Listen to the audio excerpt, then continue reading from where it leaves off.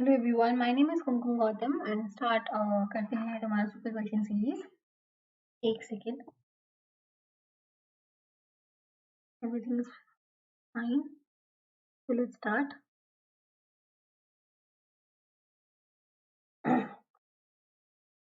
तो अगर मैं फ्री क्लासेस की बात करती हूँ तो तुम्हारी सुबह एक 10:30 पे क्लास होती है, जो ये वाली क्लास है, जहाँ पे मैं आपको प्रीवियस क्वेश्चंस कराती हूँ और जो मोस्ट इंपॉर्टेंट क्वेश्चंस होते हैं वो यहाँ पे कंप्लीट कराए जाते हैं। ये जो क्वेश्चंस होते हैं आपको यहाँ पे, आपकी जो क्लास है ये जो मंडे टू फ्राइडे होती है और शाम को 4 बजे क्लास होती है, जो वो भी लाइव होती है। ठीक है, यहाँ पे आपको जो इम्पोर्टेंट टॉपिक्स हैं, जो CSI UGC नेट में पूछे जाते हैं, तो वो यहाँ पे कंप्लीट कराए जाते हैं।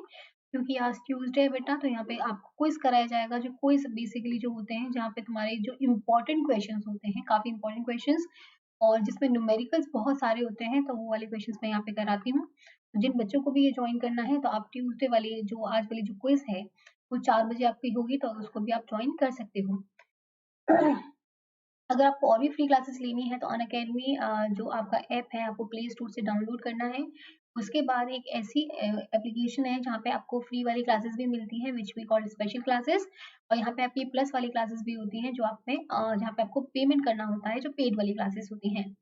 अगर आपको ये वाली फ्री वाली क्लासेस चाहिए बेटा, उसके लिए भी आपको करना क्या है, आपको कुमकुम 10 कोड अप्लाई करना होगा। तो आज से क्या हो गया है कि अगर आपको स्पेशल क्लासेस ओपन करनी है तो एक कोड अप्लाई करना होगा। तो आप कुमकुम 10 यहाँ पे कोड अप्लाई करना, KUM 10, आपकी जो फ्री वाली क्लासेस है वो पूरी तरह ओपन हो जाएंगी और यहाँ पे उन क्लासेस को आप देख पाएंगे। ठीक है, और आप कुमकुम गौतम सर्च करके फॉलो कर सकते हो, तो जब भी क्लास होगी आपके पास नोटिफिकेशन आ जाएगा और आप उस क्लास को ज्वाइन कर पाएंगे। तो फर्दर नोटिफिकेशन के लिए आप कुमकुम गौतम सर्च करके फॉलो कर सकते हो। सॉरी, उसके बाद अगर मैं प्लस क्लासेस की बात करती हूँ बेटा, ये जो होती हैं आपकी पेड वाली क्लासेस होती हैं, जहाँ पे आपको रेगुलरली पढ़ाया जाएगा, रेगुलर बेसिस पे आपको पढ़ाया जाएगा। आपका जो पूरा कोर्स है वो यूनिट वाइज यहाँ पे कंप्लीट कराया जाता है। नोट्स भी आपको PDF फॉर्मेट में प्रोवाइड कर दिए जाते हैं। उसके बाद अगर मैं बात करती हूँ आपकी प्रैक्टिस के लिए, यहाँ पे आपके मॉक टेस्ट कंडक्ट कराए जाते हैं, क्विज सेशंस होते हैं, आपके यहाँ पे डाउट सेशंस होते हैं, तो जिसके थ्रू आपका जो प्रॉपर कवरेज जो है एक पूरे सिलेबस का वो हो जाता है और आपकी प्रैक्टिस भी प्रॉपर हो जाती है। रिवीजन क्लासेस चलती है तो प्रॉपर रिवीजन भी यहाँ पे हो जाता है। प्लस क्लासेस की अगर मैं बात करती हूँ तो मैं आपको यहाँ पे यूनिट 1 से लेकर 11 तक कराने वाली हूँ, और जो दिसंबर वाला मंथ है इसमें जो फर्स्ट यूनिट है वो मैं आपको कवर कराने वाली हूँ। तो जो भी बच्चे आगे वाले CSI के लिए बहुत अच्छे से प्रिपेयर करना चाहते हैं, तो वो प्लस कोर्सेज अब अभी से अगर ज्वाइन करेंगे, आई थिंक बहुत ज्यादा फायदा होगा। तो प्लस कोर्सेज अगर जिन्हें ज्वाइन करने हैं वो अभी से कर लें, तो नेक्स्ट वाले CSI के लिए आप अच्छे से प्रिपेयर कर पाएंगे। ठीक है, तो आपको यहाँ पे सब्सक्रिप्शन लेना है। उसके बाद आपको प्लान चूज करना होता है, 3 मंथ्स का लेना है, 6 मंथ्स का लेना है, 12 मंथ्स का लेना है, या फिर 24 मंथ्स का लेना है। तो जो भी बच्चे आगे वाले CSI के लिए अगर प्रिपेयर करना चाहते हैं, वो 6 मंथ्स, 12 मंथ्स या 24 मंथ्स वाला जो है चूज कर सकते हैं। अगर 6 मंथ्स वाले की बात करती हूँ, अबाउट 9,450 आपको पे करना होता है। 12 मंथ्स की अगर मैं बात करती हूँ, 11,550 आपको पे करना होता है। तो अमाउंट के हिसाब से और आपके प्रिपरेशन के हिसाब से 12 मंथ्स वाला बहुत ज्यादा बेटर होता है, तो आप इसे चूज कर सकते हैं। यहाँ पे आपको एक रेफरल कोड यूज करना होगा, वो रेफरल कोड है बेटा कुमकुम 10। सो KUM 10 अप्लाई करना है। आप जैसे ही अप्लाई करेंगे आप यहाँ पे 10% का ऑफ यहाँ पे मिल जाएगा। तो 10,395 रुपीज फिर आपको पे करने होते हैं। आपको 10% ऑफ मिल जाता है जैसे ही आप कुमकुम 10 यहाँ पे कोड अप्लाई करेंगे। फिर आपको पेमेंट करना होता है, तो चाहे डेबिट कार्ड के थ्रू करो, क्रेडिट कार्ड के थ्रू करो, EMI हो गया, UPI हो गया, वॉलेट हो गया, नेट बैंकिंग हो गया। तो आप जैसे चाहे वैसे यहाँ पे पेमेंट कर सकते हैं। यहाँ पे नो कॉस्ट EMI वाला ऑप्शन भी है, मतलब कोई भी इंटरेस्ट आपको नहीं देना होता है। आपको सिर्फ ये जो अमाउंट है बेटा वो इंस्टॉलमेंट में पे करना होता है। तो अबाउट 866 रुपीज पर मंथ पड़ता है, तो आप ऐसे भी इसको पे कर सकते हो। तो अनअकैडमी पे अगर आपको फ्री वाली क्लासेस लेनी है, जो आपकी स्पेशल वाली क्लासेस हैं, जो आपकी बिल्कुल फ्री हैं, शाम को 6 बजे जो होगी आपकी यहाँ पे क्लास होगी, जहाँ पे मैं आपको लेग ओपेरॉन जो है वो कराने वाली हूँ। तो जो भी बच्चे नए हैं या फिर जो भी बच्चे पुराने हैं और उनको रिवीजन करना है और नए वालों को अगर सीखना है, तो आप ये वाली क्लास ज्वाइन कर सकते हैं। अगर आपको इसको ओपन करना है तो आप कुमकुम 10 अप्लाई करना। ठीक है, KUM 10 अप्लाई करना। जैसे आप अप्लाई करेंगे आपको जो फ्री क्लासेस है बेटा वो देखने को मिल जाएंगी। तो अगर ये फ्री क्लासेस अगर आपको ज्वाइन करनी है तो आप ये ज्वाइन कर सकते हैं। अगर अनअकैडमी पे आपको प्लस क्लासेस ज्वाइन करनी है, तब भी आप सब्सक्रिप्शन के लिए कुमकुम 10 अप्लाई कर सकते हैं टू गेट 10% ऑफ। और मेरे कोर्सेज के साथ साथ जितने भी CSI या UGC नेट के एजुकेटर्स हैं, आपको सबकी लाइव प्लस रिकॉर्डेड क्लासेस यहाँ पे प्रोवाइड कर दी जाती हैं। तो अगर आपको ये ज्वाइन करना है तो बेटा आप ये ज्वाइन कर सकते हैं। चलो, this is your first question, try करो। तुम्हारे पास 30 सेकेंड्स हैं, फिर उसके बाद मैं समझाती हूँ। देखो, अगर आगे वाले CSI के लिए अगर प्रिपेयर करना चाहते हो तो अभी से प्रिपरेशन स्टार्ट करो, चाहे अपने बेसिस पे करो, यूट्यूब के बेसिस पे करो, या फिर प्लस कोर्सेज लेना है प्लस कोर्सेज के हिसाब से करो, लेकिन अपनी जो प्रिपरेशन है उसको स्टार्ट कर दो अगर नेक्स्ट वाले CSI को टारगेट कर रहे हो तो 2021 वाले को। चलिए, ये वाला क्वेश्चन ट्राई करो, उसके बाद मैं समझाती हूँ। Good morning everyone.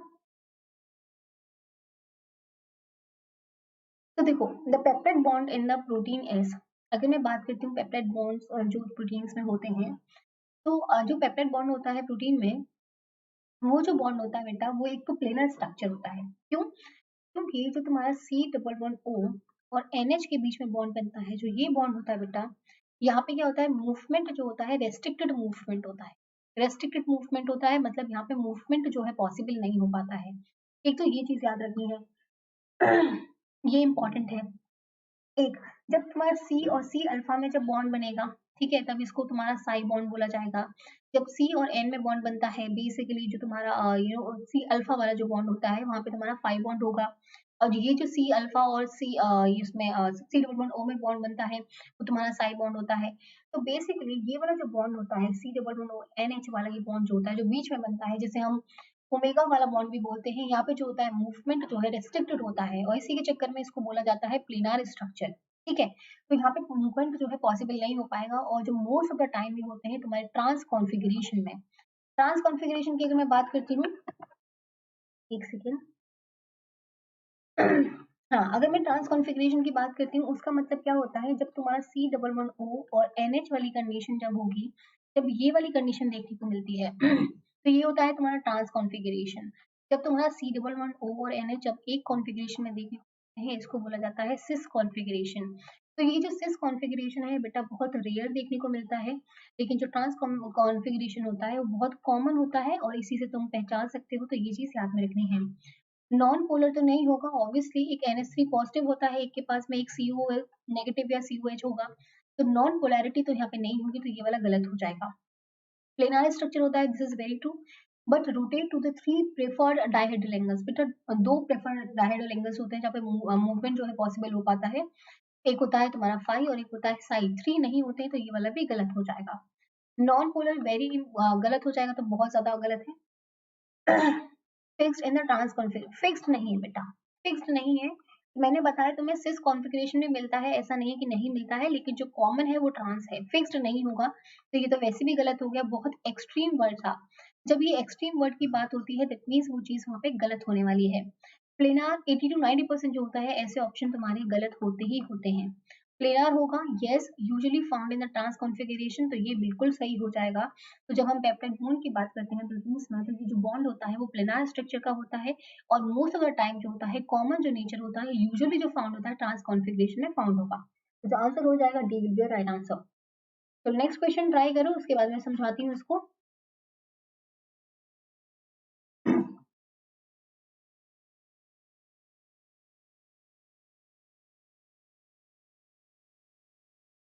और रामाचंद्रन प्लॉट करके जाना, क्योंकि बहुत बार इसके क्वेश्चंस आते ही आते हैं, तो ये रामाचंद्रन प्लॉट आना चाहिए। और अगर तुम्हें इसका बेसिक अच्छे से पता है ना, वो क्लियर है, तो तुम कुछ भी क्वेश्चन यहाँ से सॉल्व कर पाओगे। देखो, antiparallel beta sheets are often found the surface of the protein. तो मैं बात करती हूँ, जैसे ये माना तुम्हारा प्रोटीन था, ठीक है, उसके सरफेस पे तुम्हारी जो एंटी-पैरेलल बीटा प्रोटीन्स है वो देखने को मिलती हैं। while the parallel beta sheet structures are found in the interior of the protein, तो जो अंदर वाला पोर्शन है वहां पे पैरेलल वाले देखने को मिलेंगी, और जो बाहर वाला पोर्शन है बेटा, वहां पे एंटी पैरेलल देखने को मिलती है, ऐसा इस क्वेश्चन में बोला है। From this information one can infer that, इस इंफॉर्मेशन से एक इंसान को क्या पता चल सकता है, antiparallel beta sheets are composed of hydrophilic amino acids only. तो बेसिकली अगर तुम्हें पता होगा, नॉर्मली तुम फॉस्फोलिपिड्स की भी बात करते हो, जिसमें एक दो चीजें होती हैं। एक तुम्हारा हाइड्रोफोबिक वाला, हाइड्रोफिलिक वाला पार्ट होता है, वाटर लविंग वाला पार्ट होता है, और ये जो टेल वाला रीजन होता है बेटा, हाइड्रोफोबिक होता है, डरा डरा रहता है, इसलिए पानी से दूर रहता है। तो वहां पे ये दोनों चीजें प्रेजेंट होती हैं, ऐसा नहीं कि एक चीज ही प्रेजेंट होगी। अगर वो यहाँ से तुम्हारा पानी के साथ में मिल भी रहा है तो ये तो तुम्हारा सेल का साइटोप्लाज्म हो गया ना बेटा। तो वो ऐसा तो पॉसिबल नहीं है कि सिर्फ हाइड्रोफिलिक ही होगा। तो ये ओनली वाला जो चीज है थोड़ा सर में दर्द कर देता है। 80 to 90% जो होता है ऐसे क्वेश्चन जो होते हैं गलत होते हैं, तो ये ऑप्शन तो बिल्कुल गलत हो जाएगा। Parallel beta sheets are composed of hydrophilic amino acid. बेटा इंटीरियर में प्रेजेंट है बेटा, इतना डर लग रहा है इनको, तो अगर इतना इंटीरियर में प्रेजेंट है तो हाइड्रोफिलिक नेचर की तो हो ही नहीं सकती थी, मतलब हाइड्रोफोबिक नेचर तो इसमें होने वाला है, तो हाइड्रोफिलिक तो पूरा नहीं होगा, तो ये वाला तो बिल्कुल गलत हो जाएगा। Every third or the fourth amino acid in the antiparallel beta sheet is charged। तुम पूरे इस क्वेश्चन से सिर्फ इतना बता सकते हो कि जो एंटी पैरेलल है वो तुम्हारे आउटर साइड पे प्रेजेंट है और जो पैरेलल है वो इंटीरियर में प्रेजेंट है। तुम ये नहीं बता सकते हो कि थर्ड और फोर्थ अमीनो एसिड कौन सी होने वाली है, तुमने इतना इन्फॉर्मेशन नहीं दिया गया है एग्जाम में। अगर इतना इन्फॉर्मेशन नहीं दिया है तो एक्स्ट्रा दिमाग नहीं लगाना है, तो ये वाला गलत हो जाएगा। Parallel beta sheet containing alternating hydrophilic and hydrophobic amino acid. अब ये पॉसिबिलिटी हो सकती थी कि तुम्हारा जो पैरेलल बीटा शीट्स हैं जो तुम्हारे हाइड्रोफोबिक नेचर में sorry anterior of the protein में प्रेजेंट हैं, तो जो बिल्कुल अंदर होंगी बेटा वो हाइड्रोफोबिक नेचर की हो जाएंगी, जो ऊपर वाली होंगी वो शायद हो सकता है हाइड्रोफिलिक नेचर की हो। तो मतलब यहाँ पे ऑल्टरनेटिव वाली कंडीशन देखने को मिल सकती है, कि दोनों कंडीशन यहाँ पे देखने को मिल सकती है। क्यों? क्योंकि देखो बेटा, अब यहाँ पे ये वाला ऑप्शन भी हो सकता है कि जो एंटी पैरेलल होती है शायद हो सकता है उसमें हाइड्रोफोबिक और हाइड्रोफिलिक दोनों पार्ट होंगे, क्योंकि ये सेल का साइटोप्लाज्म है तो यहाँ पे भी पानी होने वाला है, यहाँ पे भी पानी होने वाला है, तो मतलब ये वाला यहाँ पे कोई पार्ट जो होगा वो हाइड्रोफिलिक या फिर हाइड्रोफोबिक होने वाला होगा। ठीक है, ये चीज याद रखनी है, नॉर्मली ऐसा होता होता है। जब हम इंटीरियर की बात करते हैं, क्योंकि यहाँ पे सेल का साइटोप्लाज्म है, तो कुछ चीजें तो यहाँ पे अंदर आ गई, कुछ चीजें तो यहाँ पे अंदर आ चुकी हैं, एक बिल्कुल अंदर अंदर घुस गई है, लेकिन जो बाहर वाली चीजें हैं वो तो तुम्हारे साइटोप्लाज्म से डायरेक्टली कांटेक्ट कर रही हैं, तो मतलब एक हाइड्रोफिलिक रीजन भी यहाँ पे प्रेजेंट होगा और तुम्हारा अंदर वाला हाइड्रोफोबिक रीजन भी यहाँ पे देखने को मिलेगा।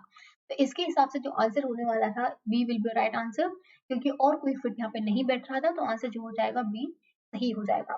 चलो नेक्स्ट क्वेश्चन ट्राई करो, बहुत ज्यादा इंपॉर्टेंट क्वेश्चन है, ये क्वेश्चन सब काफी बार पूछे जाते हैं तो ध्यान में रखना है।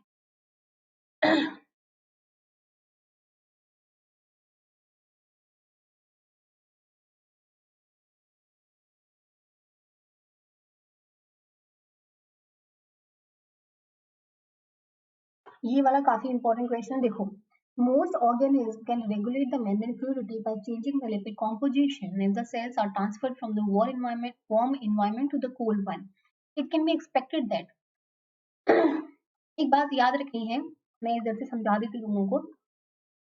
ये है तुम्हारी वार्म वाली कंडीशन, ये है तुम्हारी कोल्ड वाली कंडीशन। ठीक है, जब वार्म वाली कंडीशन होती है बेटा, इसमें क्या होता है कि तुम्हारा ऑलरेडी ऑलरेडी जो मेम्ब्रेन की फ्लूइडिटी है बेटा वो इंक्रीज हो जाती है। फ्लूइडिटी ऑलरेडी इंक्रीज हो जाती है, जब तुम कोल्ड रीजन में जाते हो तो तुम्हारी फ्लूइडिटी जो है यहाँ पे कम हो जाती है। पहली बात तो ये याद रखनी है। अगर फ्लूइडिटी इंक्रीज हो रही है तो तुम क्या करोगे, तुम अगर फ्लूइडिटी ऑलरेडी इंक्रीज है तो तुम अनसेचुरेटेड वाली फैटी एसिड डालोगे या फिर सेचुरेटेड वाली डालोगे। अनसेचुरेशन वाला जो पार्ट होता है वो तुम्हारी फ्लूइडिटी को इंक्रीज करता है बेटा। तो अगर तुम नॉर्मली ऐसी कंडीशन में आते हो, वार्म वाली कंडीशन में आते हो, तो तुम अनसेचुरेटेड वाली यूज नहीं करोगे, फिर तुम सेचुरेटेड डालोगे जिसकी वजह से जो फ्लूइडिटी है उसको कम किया जा सके, इतनी ज्यादा तुम्हें नहीं बढ़ानी है। ठीक है, उसके बाद अगर ये वाली कंडीशन आती है कि तुम वार्म कंडीशन में आ चुके हो, तो तुम्हारा कैसा इन्वायरमेंट होने वाला है, तुम्हें क्या क्या चेंजेस करने हैं। तो जितना बड़ा पेप्टाइड होगा बेटा जितना बड़ा पेप्टाइड हो, पेप्टाइड का बहुत ज्यादा इंपॉर्टेंट रोल होता है, तो ये तो मैं तुम्हें इसी के थ्रू समझाने वाली हूँ। पहले बस इतना याद रखना है, जितना ज्यादा सेचुरेटेड कंडीशन होगी उतना ही तुम्हारा क्या होगा, वो चीज फ्लूइडिटी जो को कम करेगा, उतना ही फ्लूइडिटी को कम किया जाएगा। जितना अनसेचुरेटेड होगा, जितना तुम्हारा डबल बॉन्ड प्रेजेंट होगा, जितना तुम्हारा किंक प्रोड्यूस होगा, उतना ही अनसेचुरेशन ज्यादा होगा और तुम्हारी फ्लूइडिटी इंक्रीज होगी। तो जहां तुम्हें फ्लूइडिटी कम करनी है वहां पे सेचुरेटेड डाल दो, जहां पे तुम्हें ज्यादा बढ़ानी है वहां पे अनसेचुरेटेड वाला डाल दो। पहली बात तो ये याद रखनी है। अब यहाँ पे बोला क्या है कि तुम्हारा जो पहले वार्म कंडीशन था, वार्म कंडीशन से तुम्हारा कोल्ड कंडीशन में डाल दिया गया है, तो वार्म कंडीशन में तो फ्लूइडिटी ज्यादा होती थी मेम्ब्रेन की। ठीक है, लेकिन अगर ओल्ड कोल्ड कंडीशन में डाला गया है तो मतलब फ्लूइडिटी यहाँ पे कम हो चुकी है बेटा। अगर फ्लूइडिटी कम हो चुकी है तो तुम्हें इसको इंक्रीज करना पड़ेगा, अगर तुम्हें अपनी बॉडी के जो मेम्ब्रेन का जो फ्लूइडिटी है अगर उसको रेगुलेट करना चाहते हो तो। क्यों? क्योंकि ऑब्वियसली अगर कोल्ड एनवायरनमेंट में जा रहे हो, तुम्हारी फ्लूइडिटी कम हो रही है, अब तुम्हें इंक्रीज करना पड़ेगा।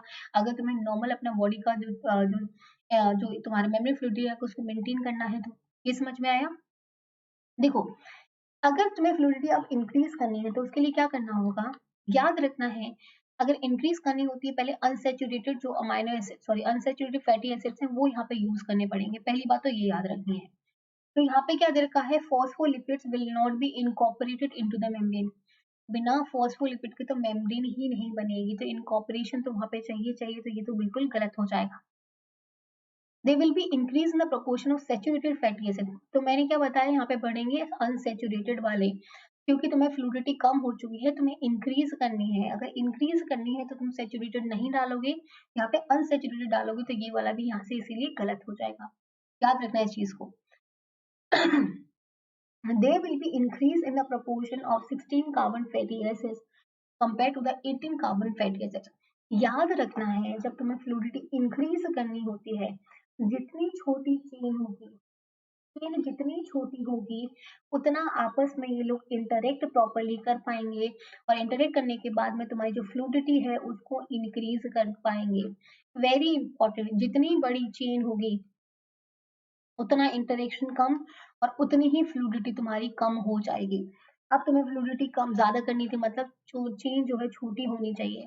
दे will be increase in the proportion of 16 carbon fatty acid compare to the 18 carbon fatty acid. तो जो 16 कार्बन की जो फैटी एसिड थी उसका ज्यादा प्रोपोर्शन हो जाएगा as compare to the 18 carbon, तो ये बिल्कुल सही हो जाएगा। They will be decrease in the proportion of 16 carbon fatty acid, तो ये बिल्कुल गलत हो जाएगा। तो आंसर जो होगा B will be your right answer. So the longer the phospholipid tails, the more the interaction between the tails are possible, and the less fluid will the membrane will be. ये आया, आई hope समझ में आ गया होगा। चलो next question try करो, उसके बाद फिर मैं समझाती हूँ।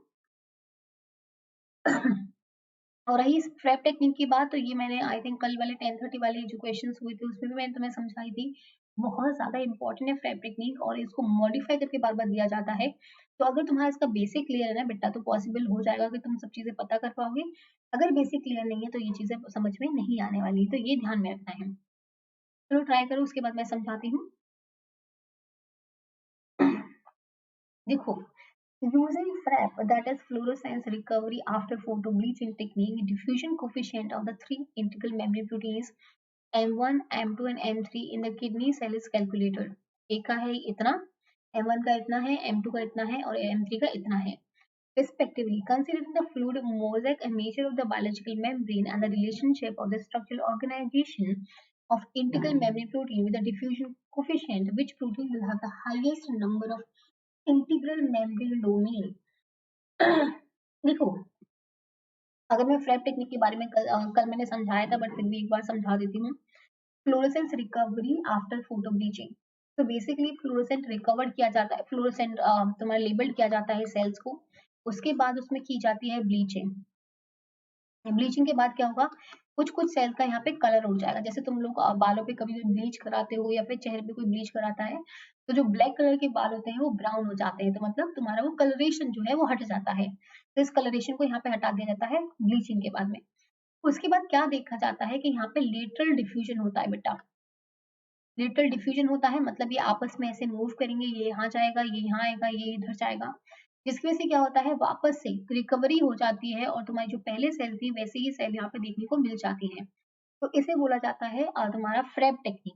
ठीक है, तो इससे पता चलता है कि जो तुम्हारे प्रोटीन्स हैं और जो लिपिड्स हैं वहां पे लेटरल डिफ्यूजन करते हैं। ये इंपॉर्टेंट है, ध्यान में रखना है। अब क्या दे रखा है, तुम्हें ये बताना था कि विच protein will have highest number of integral membrane domain.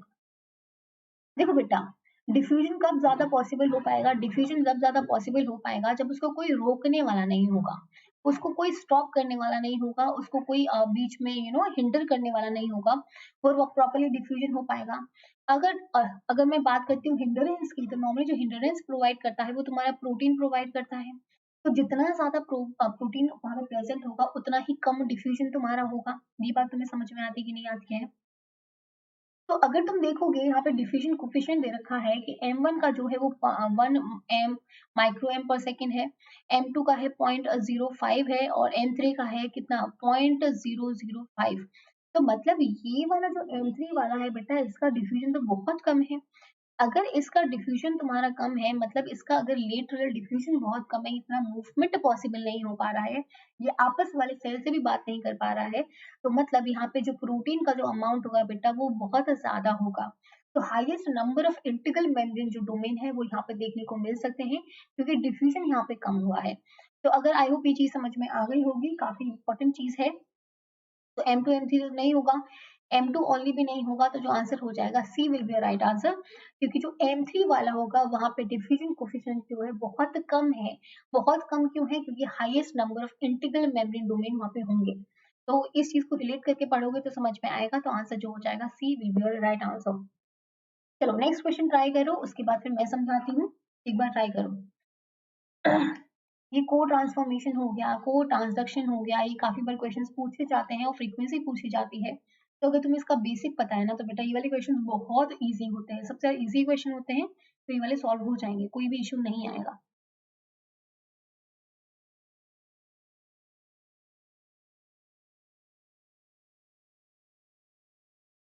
देखो, in the transformation experiment, the donor DNA from an E. coli strain with a genotype XQ, ठीक है, was used to transform a strain of the genotype X minus or Q minus. The frequencies of the transformed classes were, तो ये frequencies दे रखी है तुम्हारे transformed classes की, ठीक है। अब तुम्हें ये टोटल दे रखा है, ठीक है, ये टोटल दे रखा है। What is the frequency, sorry, what is the frequency with which Q locus is co-transformed with the X locus? तो तुमसे पूछा गया है कि वो फ्रीक्वेंसी क्या होगी जहाँ पे तुम्हारा जो क्यू लोकस है बेटा वो को ट्रांसफॉर्म हो जाएगा एक्स लोकस के साथ में। मतलब एक ऐसी कंडीशन जहाँ पे तुम्हारा एक्स पॉजिटिव हो और क्यू भी तुम्हारा पॉजिटिव हो, तभी तुम्हारा दिखेगा कि हाँ को ट्रांसफॉर्मेशन जो हुआ है यहाँ पे पॉसिबल हो पाया है। ये चीज याद रखनी है, अगर ये याद नहीं होगा तो प्रॉब्लम हो जाएगा। तो यहाँ पे अगर मैं देखूंगी तो इसकी फ्रीक्वेंसी लिखनी है जहाँ पे जिसका को ट्रांसफॉर्मेशन हुआ है, ठीक है। उसके बाद में तुम्हारा जो टोटल फ्रीक्वेंसी दे रखा है वो तुम्हें लिखना है, टोटल फ्रीक्वेंसी लिखना है और इनटू कर देना है 100। ये होता है तुम्हारा फॉर्मूला कि तुमसे जो पूछा गया है उसकी फ्रीक्वेंसी लिखनी है, अपॉन में लिखनी है टोटल फ्रीक्वेंसी कितनी दे रखी है, इनटू कर देना है 100। यहाँ से तुम्हारा जो क्वेश्चन होगा बेटा सॉल्व हो जाएगा, ठीक है। तो एक बार सॉल्व करके देख लेते हैं, मैं इसको इरेज कर रही हूँ। तो अगर तुम देखोगे एक्स पॉजिटिव क्यू पॉजिटिव यहाँ पे दे रखा है, तो एक तो फ्रीक्वेंसी ये वाली हो गई है, यहाँ पे एक्स नेगेटिव है और क्यू पॉजिटिव है, तो ये वाला तो तुम्हारा को ट्रांसफॉर्मेशन वाला काम नहीं होगा। यहाँ पे एक्स पॉजिटिव है क्यू नेगेटिव है, तो यहाँ पे भी को ट्रांसफॉर्मेशन देखने को नहीं मिलेगा।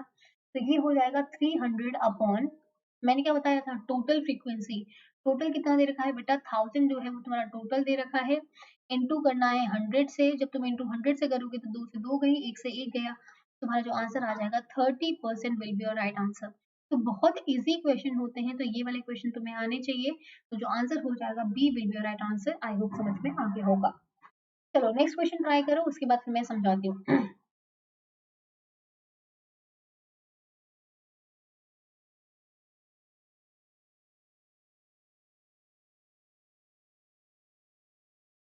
और एक सुक्रोज बहुत अच्छे से पढ़ के जाना, क्योंकि क्वेश्चन से कभी कभी पूछ जाता है।